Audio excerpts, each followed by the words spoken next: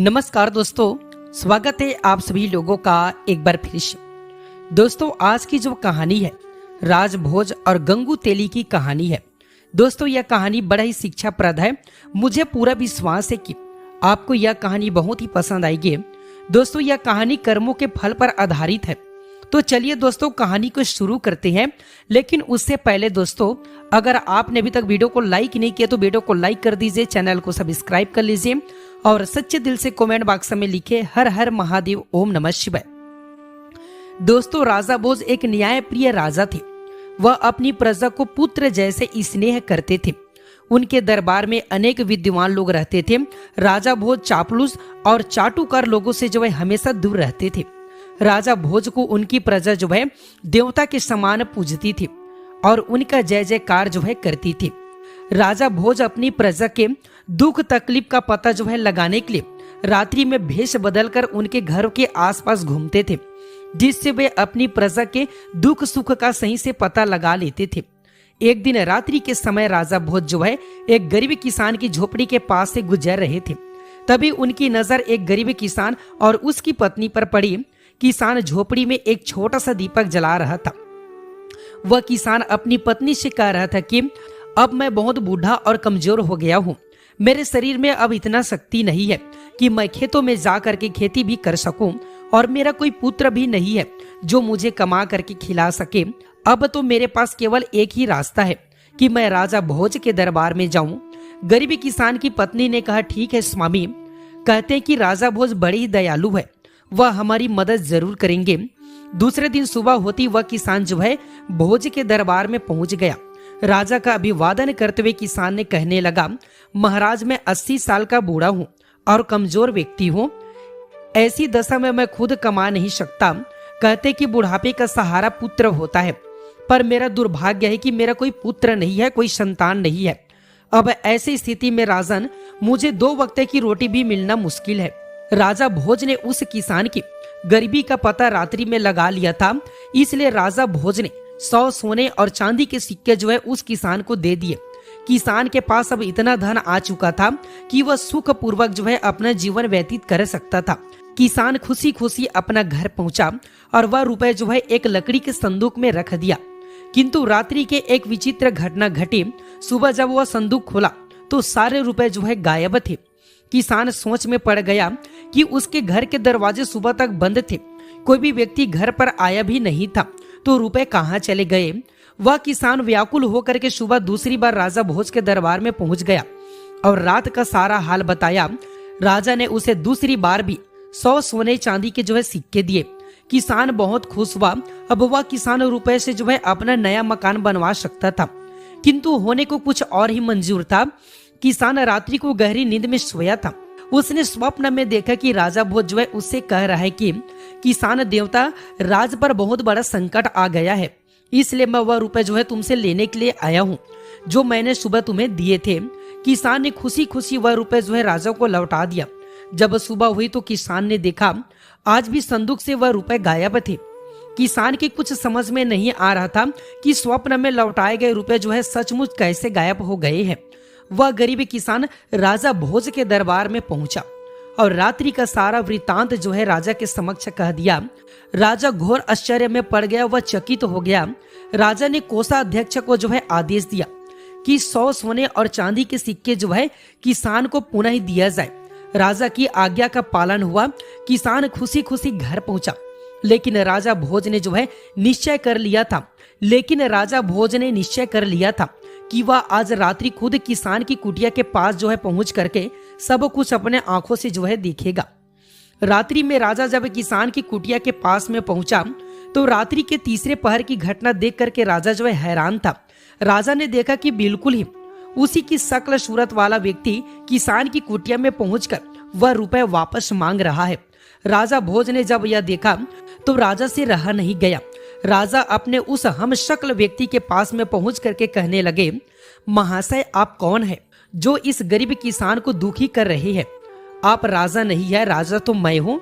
आप इस तरह से क्यों इस किसान को दुखी कर रहे हैं और मुझे बदनाम कर रहे हैं? राजा के उस हम शक्ल ने राजा से कहा, राजन, आप नहीं जानते कि यह निर्धन किसान अपने किए गए कर्मों का फल भोग रहा है। इस किसान के रुपए या तो गायब हो जाएंगे या इसका बना बनाया मकान भी गिर जाएगा। इन पैसों का उपयोग नहीं कर पाएगा क्योंकि सुख इसके भाग्य में नहीं लिखा है। राजन, हर व्यक्ति को उसके किए गए पूर्व कर्मों का फल मिलता है और फल को भोगना पड़ता है। इस किसान की निर्धनता इसके पूर्व में किए गए कर्मों के कारण ही मिली है।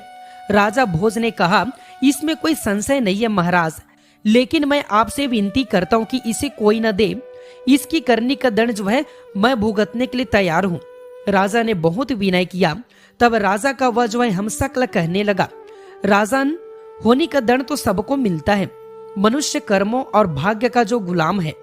तुम्हें भी अपने पूर्व में किए गए कर्मों का फल भी भोगना पड़ेगा। इससे कोई भी बच नहीं सकता। इस दुनिया में सबको प्रकृति से लड़ना पड़ता है या प्रकृति ही सबको अच्छा और बुरा अवसर प्रदान करती है। कर्मों का खेल बड़ा ही विचित्र है। यह कह करके वह राजा का हमशक्ल गायब हो गया। एक दिन राजा अपने सबसे तेज और ताकतवर घोड़े पर सवार होकर के जंगल में शिकार खेलने के लिए निकल गया। राजा के साथ कुछ सिपाही भी थे। सारा दिन शिकार की तलाश करते करते वह अपने राज्य की सीमा पर पहुंच गए। राजा के सिपाही पीछे छूट गया। तभी उस घोड़े ने एक ऊंची पहाड़ी से छलांग लगा दिया। राजा भोज लहूलुहान होकर के घोड़े से गिर करके मूर्छित हो गए। उनका मुकुट भी गिर गया। राजा भोज को जब होश आया तो उन्होंने देखा कि वह पड़ोसी राज्य के सिपाही के कब्जे में है। सिपाहियों ने पूछा, तुम कौन हो, यहाँ कैसे आए हो? राजा की जुबान बंद हो गई थी। राजा ने कोई उत्तर नहीं दिया। इस पर सिपाहियों ने राजा को हमलावर शत्रु समझ करके मारा पीटा और उसे घायल करके नगर के बाहर सुनसान जगह पर फेंक दिया। तभी उसी राज्य का रहने वाला गंगू तेली उधर से गुजर रहा था। उसकी नजर राजा पर पड़ी। वह घायल राजा को उठा करके अपने घर पर ले गया, क्योंकि राजा के भाग्य की विनती ही राजा को गंगू तेली के घर पहुंचा दिया। गंगू तेली ने राजा की मरहम पट्टी करके राजा को स्वस्थ कर दिया। राजा को जब होश में आया तो राजा ने अपने जीवन दाता को देखा, लेकिन राजा तो बेजुबान हो चुका था। गंगू तेली राजा को देखते ही समझ गया कि वह कोई कुलीन व्यक्ति है जो भाग्य का मारा है, इसलिए इसे शत्रु समझ करके पीटा गया है। कुछ दिन बाद ही राजा भोज पूर्ण रूप से स्वस्थ हो गया। लेकिन राजा भोज यह जानते थे कि सत्यता जानने पर इस राज्य का राजा है उन्हें शत्रु समझ करके कैद में डाल देगा। इसलिए राजा भोज चुप रहे। गंगू तेली ने राजा को कोल्हू बैल बना करके काम दिया। राजा ने उसे हर्ष स्वीकार कर लिया। गंगू तेली खुद भी राजा के साथ में कोल्हू का बैल बनता था। किंतु हीरा तो कोयले के बीच में भी चमकता है और चिंगारी घोर अंधेरे में भी चमकती हुई दिखाई देता है। गंगू तेली ने राजा की विशाल बाय चौड़ी छाती चमकता हुआ देखा। मस्तक देख करके अनुमान लगाया कि यह उसका दास है वह कोई साधारण व्यक्ति नहीं है। राजा भोज को अपने जीवन दाता का कर्ज चुकाना था, इसलिए पूर्ण स्वस्थ हो जाने पर भी राजा ने अपना भेद नहीं खोला। एक दिन राजा स्वभाववश कोई एक गीत गुनगुना रहे थे, तो वहां तेल के लिए आए हुए ग्रामीणों ने राजा का गीत सुना। राजा की मधुर आवाज सबके मन को भा गई। फिर जब राजा कोई गीत गाता तो गंगू तेली के साथ सभी गीत का आनंद लेते। उस देश का राजा भी संगीत का बहुत बड़ा प्रेमी था। उसकी राजकुमारी भी संगीत की शिक्षा ले रही थी। उस राज्य के राजा के दरबार में गायकी और नृत्य हुआ करते थे और गाने वाले को उचित इनाम भी दिया जाता था। उस राज्य के राजा के दरबार में संगीत का विशाल आयोजन था। सबसे अच्छे संगीतों को चुना जाना था। किसी तरह से गंगू तेली ने अपने दास राजा भोज को तैयार किया और नियत समय पर राजा भोज ने अपने स्वामी गंगू तेली के साथ उस दरबार में पहुंचे। राजा भोज उस साधारण वस्त्र में थे, लेकिन उनके शरीर से एक ओछ चमक रहा था। दरबार में चारों तरफ हर्ष और उल्लास था। बड़े बड़े गायकों ने अपना अपना गाना सुनाया, परंतु राजा की बेटी वसुधरा थी अभी भी श्रेष्ठ गायक की तलाश में थी। अंत में कोने में बैठे हुए गंगू तेली ने राजा भोज की तरफ संगीत के लिए इशारा किया। राजा भोज ने खड़े होते ही चारों तरफ हाथ जोड़कर अभिवादन करके मंच की तरफ चल दिए। राजा भोज ने गंगू तेली के नौकर के रूप में अपना परिचय दिया और वीणा उठा करके गाना शुरू कर दिया। दरबार में बैठे हुए सभी लोग मंत्र मुग्ध हो गए। चारों तरफ से वाह वाह की आवाज आने लगे। राजकुमारी चिल्लाते हुए कहने लगे, महान गायक, श्रेष्ठ गायक। पहली बार खुली सभा में राजकुमारी को इस तरह चिल्लाना राजा और दरबारियों को बहुत बड़ा अजीब लगा। राजकुमारी पर जैसे संगीत का जादू छा गया था। वह खड़ी होकर के फिर से चिल्लाने लगी, यही है मेरा गायक, यही है श्रेष्ठ संगीत। राजा को यकीन ही नहीं हो रहा था कि राजकुमारी एक साधारण आदमी को इस तरह से अपना मान लेगी।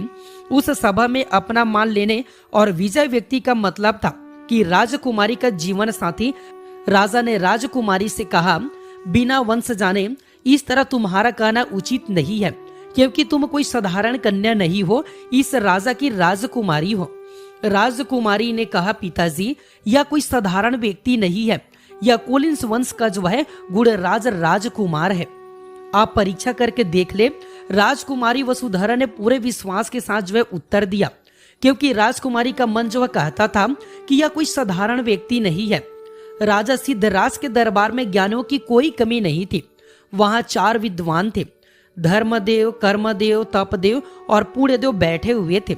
राजा ने दरबारियों को संबोधित करते हुए कहा, विद्वानों, हम इस युवक की परिचय इसके गुणों से ही जानेंगे।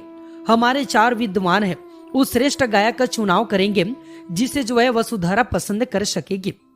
हम स्वयं इन 4 विद्वान से उस युवक के बारे में प्रश्न करेंगे।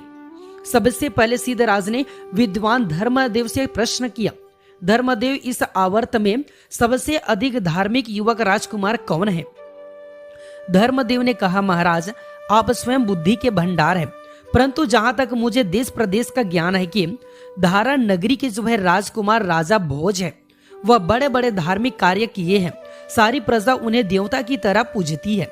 राजा सिद्धराज ने फिर अगला प्रश्न तपदेव से किया, तपदेव, आप बताइए कि इस धरती पर आप किस युवक को विजय मानते हैं? तपदेव ने कहा, महाराज, राजा भोज ही कई युद्धों में जीवन मृत्यु के बीच पहुंच करके विजय हुए हैं। ऐसे वीर को मृत्यु भी आसानी से नहीं छू सकती है। राजा सिद्धराज ने फिर तीसरा प्रश्न कर्मदेव से किया, आप बताइए कि इस धरा पर किस युवक के कर्म अच्छे हैं?